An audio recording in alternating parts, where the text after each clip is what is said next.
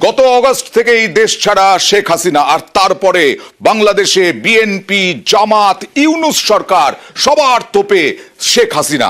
বিদেশে গিয়েও শেখ হাসিনাকে আক্রমণ করতে ছাড়লেন না ইউনূস। মোহাম্মদ ইউনূস বললেন ওই আমলে, অর্থাৎ শেখ হাসিনার আমলে যে যে দুর্নীতি হয়েছে, যে যে কুকর্ম হয়েছে, গবেষণা হওয়া উচিত। বিগত সরকারের দমন পীড়নে তিনি নিজেও জেলে যাওয়ার প্রস্তুতি নিচ্ছিলেন বলে দাবি ইউনূসের। Suddenly a new government emerges, build up the economy again, let the economic machine run, because this whole thing is stopped. And when you try to start the economic machine, you say that machine is completely destroyed because money laundered away from the country. Total amount estimated is about $17 billion. I think this should be recorded someplace, studied how governments can do that kind of plundering. The simple way they did it, you let the board of the bank resign. She puts her own people in the board and let her friends and relatives take away as much money as they want by giving them loans. On paper it's a loan. Actually these loans will never expected to be paid back. So you are literally robbing the whole bank. আরো আক্রমণ করলেন হাসিনাকে। হাসিনার আমলে বিচার ব্যবস্থা সরকারের অস্ত্র হয়ে দাঁড়িয়েছিল বলেও তোপ ইউনূসের। কথায় কথায় ফাঁসি, গুম করে দেওয়ার ঘটনা ঘটেছে। আমলা থেকে পুলিশ, সেনা, আইনের ধার ধারতো না কেউ, সবাই শুধুই সরকারের কথায় চলতো বলেও দাবি ইউনূসের। Luckily for us, in all things happening, tremendous amount of support from the people. Throughout the 15 or 16 years of their rule, millions of people were put in jail. And I was one of them, waiting to be in jail. While I was in Paris, my friends and my family from Bangladesh saying, don't come back, this situation is bad. As soon as you come, you'll be in jail. And similar to me, millions of people were in jail, unspecified allegations against them. Judiciary became a weapon in the hands of the government. শুধু এখানেই শেষ নয়, বিদেশের মাটিতেও ফের আগে সংস্কার পরে ভোটের সওয়াল ইউনূসের। স্থায়ী সংস্কার চাইলে নির্বাচন হতে বছর শেষ, তবে শুধুই দীর্ঘমেয়াদী সংস্কার চাইলে 6 মাস পরেও ভোট করা যেতে পারে বলে মত ইউনূসের। The demands from the movement came that we don't want to go back to the old Bangladesh, so we have to build a new Bangladesh. So one first decision with the commission, reform commission. So you have a reform commission for constitution. They say we don't need that old constitution. We build a new constitution.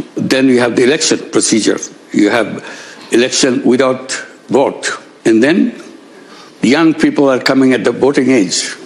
For the first time they become voters. Every year they're becoming voters. So we want to undo that, how to create a mechanism so that everybody can vote freely, fairly, so that no interruptions, no threat to anybody. আর বারবার যেটা বলি, বাংলাদেশে টালমাটাল, অশান্তি, আর এখানে অনুপ্রবেশের ছক। এই যে শিলিগুড়ি থেকে ধরা পড়লো আতাউর রহমান, ধৃত বাংলাদেশি। শিলিগুড়ি থেকে ধরা পড়লো আতাউর রহমান, এরকম ভাবেই বিভিন্ন জেলা থেকে রাজ্য পুলিশ যথেষ্ট সতর্ক। আর তাই আতাউর রহমান ধৃত বাংলাদেশি, আর ফিরদৌস আলম এ ধৃত ভারতীয়। এ আবার একে সাহায্য করেছিল বাংলাদেশে অনুপ্রবেশের ক্ষেত্রে, এমনটাই জানা যাচ্ছে। শিলিগুড়িতে পুলিশের নাকা চেকিং, সেই নাকা চেকিং এ ধরা পড়লো এই ফিরদৌস আলম, ঠাকুরগঞ্জ জেলার বাসিন্দা। ঘুরপথে কালিয়াগঞ্জে ঢোকার পরিকল্পনা ধৃতের। কথা বলবো প্রতিনিধি বিশ্বজিতের সঙ্গে। বিশ্বজিৎ, কিভাবে ধরা পড়লো, কিভাবে বাংলাদেশে ঢোকার চেষ্টা করছিল? দেখো অয়নদা, তোমাকে জানাই যে সামনেই কিন্তু প্রজাতন্ত্র দিবস, সেই হিসাবে বিভিন্ন জাতীয় সড়কে কিন্তু নাকা তল্লাশি করছে রাজ্য পুলিশ। এভাবেই কিন্তু এনজিপি থানার পুলিশ এই নাকা তল্লাশির সময় একটি ছোট গাড়ি আটক করে এবং সেখান থেকেই যে যারা গাড়ির মধ্যে ছিলেন তাদেরকে জিজ্ঞাসাবাদ করা হয়। তাদের কাছ থেকে সমস্ত নথিপত্র দেখে দেখা যায় যে আতাউর রহমান তিনি কিন্তু আদতে বাংলাদেশি এবং তার কাছ থেকে ভারতে আসার কোনো ধরনের বৈধ নথিপত্র ছিল না। সেই ঘটনাটাকে কিন্তু প্রথমে আটক করে জিজ্ঞাসাবাদ, পরে কিন্তু গ্রেপ্তার করা হয় এবং সেই গাড়িতে আরো একজনকে দেখা যায়, ফিরদৌস, এবং তিনি কিন্তু এই বাংলাদেশিকে জলপাইগুড়ির হলদিবাড়ি থেকে পার করতে সুবিধা করেছেন। শুধু এই নয়, আরো একজনের হদিশ কিন্তু পুলিশ পেয়েছে, তিনি এই ঘটনা থেকে কিন্তু চম্পট দিয়েছেন। সেই বিপুল অধিকারীর খোঁজেও কিন্তু তল্লাশি শুরু করেছে পুলিশ। গোটা ঘটনায় এই ফিরদৌস এবং আতাউরকে আজ জলপাইগুড়ি আদালতে তোলা হয়েছে এবং তাকে কিন্তু রিমান্ডে নিয়ে এই ঘটনা কিভাবে চক্র, কিভাবে কালিয়াগঞ্জে তারা যেত, কেনই বা অনুপ্রবেশ হলো, সমস্ত একদম। আমরা কিন্তু বসে নেই, আমরাও তৎপর। এদেশে অশান্তি করার চেষ্টা হলে আমরাও রুখে দাঁড়াতে পারি। যেমন ভাবে আমাদের প্রতিনিধি বলছিলেন কালকে প্রজাতন্ত্র দিবস, আগামী 26শে জানুয়ারি প্রজাতন্ত্র দিবস, তার আগে সীমান্তে সীমান্তে সতর্কতা বিএসএফ এর অপস অ্যালার্ট অর্থাৎ অপারেশন অ্যালার্ট জারি করা হয়েছে বিভিন্ন সীমান্ত এলাকায়। এমনিতেই বিজিবি বারবার উস্কানি দিচ্ছে, বিজিবি বারবার বাধা দিচ্ছে কাঁটাতারের বেড়ার। পড়শি রাষ্ট্রে অস্থিরতার কারণে অপস অ্যালার্ট 31শে জানুয়ারি পর্যন্ত অপারেশন অ্যালার্ট। সীমান্তে ভারত বাংলাদেশ সীমান্তে মহড়া বিএসএফ এর 4000 কিলোমিটার দীর্ঘ সীমান্তে কড়া পাহারা, অনেক জায়গাতেই নেই কাঁটাতারের বেড়া, যার ফলে আরো বেশি সতর্ক থাকতে হচ্ছে।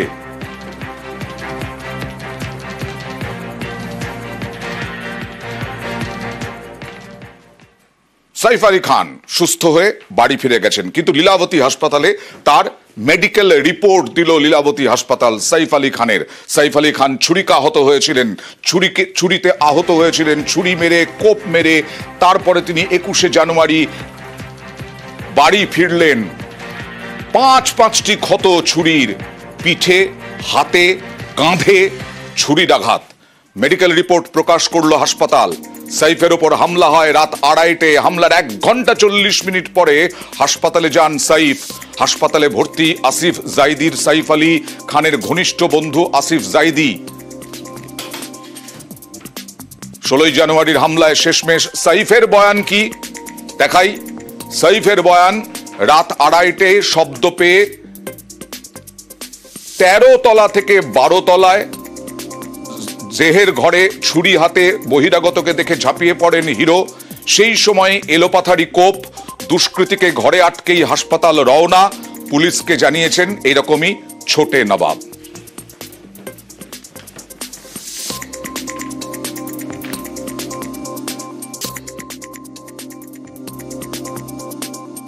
जो वेपन है वो रिकवर कर लिया गया है और उनके जो क्लोथ्स है वो भी रिकवर कर लिए गए, और जो फॉरेंसिक को जो भेजना चाहिए था उनको, उन्होंने वो सारी चीज़ें सेंड कर दी है। लेकिन जो इन्वेस्टिगेशन के पॉइंट ऑफ व्यू से जो पुलिस कस्टडी मिलनी चाहिए थी, आज कोई सफिशिएंट रीजन नहीं था पुलिस कस्टडी मिलने के लिए। Just because of the hype, the matter is so hype, it has been taken into the consideration by the court and he has given the 5 days police custody. আমরা শুধু ক্রিকেটে নয়, দাবাতে নয়, আমরা খোখোতেও বিশ্ব চ্যাম্পিয়ন। শুধু পুরুষ নয়, মহিলা বিভাগও। আর সেই পুরুষের দল থেকে, পুরুষের বিভাগ থেকে সুমন বর্মন, তিনি আজকে বাড়ি ফিরলেন, এক বাঙালি খোখো সদস্য। আজকে তাকে ব্যাপকভাবে অভ্যর্থনা জানানো হলো। ফুল মালা বাজনায় বরণ করলেন এলাকাবাসী। দিনমজুরের ছেলে, তার বিশ্বজয়ে খুব স্বাভাবিকভাবে একেবারে উৎফুল্ল মানুষ। সোমনাথের সঙ্গে কথা বলবো। সোমনাথ, কি বলছেন পরিবার, কি বলছেন এলাকার মানুষ? দেখো, পরিবার জন্য, সুমনের জন্য অপেক্ষা করছিল যবে বিশ্বকাপ এই জেতার পর থেকে। তারপরে যে সাফল্য পেয়েছে, তারপরে পরিবারে খুব খুশি। কেন সেদিনকে খুশি থাকলেও কোথাও একটা দুঃখের জায়গা রয়েছে। তারা দিনমজুরির কাজ করে, যে খেলা, যে বিশ্বকাপ খেলছে সেটাও তারা টিভিতে দেখতে পারেনি। কেন তারা কাজে বেরিয়ে গেছিলেন, এবং যখন কাজ থেকে ফেরে সকালবেলায়, তখন পাড়া প্রতিবেশী তাদের জানায় যে বিশ্বকাপ জয়ী হয়েছে যে সুমন বর্মন, এবং আজকে তার এলাকার বাসিন্দারা। এবং সোমনাথ, এই যে খোখো তো আমরা পাত্তাই দিই না সেরকম ভাবে, সেই খোখোতে 2 বিভাগেই, পুরুষ এবং মহিলা বিভাগেই বিশ্ব চ্যাম্পিয়ন হলো। এই যে খোখোতে কিভাবে এলো সুমন? হ্যাঁ দেখো, খোখোতে এলো যে খোখোতে সুমন খুব ভালো দৌড়াতে পারতো, এবং ওর বোনও খোখোতে ভালো প্লেয়ার, বোনও ভালো খেলে, এবং পাড়া প্রতিবেশী এবং স্কুল থেকেই ও খোখো খেলা প্র্যাকটিস করতে থাকে। এবং এলাকায় যে কোচেরা রয়েছে তারা ওকে নিয়ে খেলা, বিভিন্ন মাঠে খেপ খেলতে নিয়ে যায়, এবং তারপরে খেলতে খেলতে ও যখন খেলায় আগ্রহ বাড়লো, তারপরে দেখলো যে একে যদি খেলাতে আরো চান্স নিয়ে দেওয়া যায় তাহলে আরো ভালো খেলবে। নিশ্চয়ই আমরাও চাই আরো ভালো খেলুক সুমন, এবং তার জন্য দীর্ঘ শুভেচ্ছা রইল। সুমন কি বলছেন আর তার কোচ কি বলছেন দেখুন।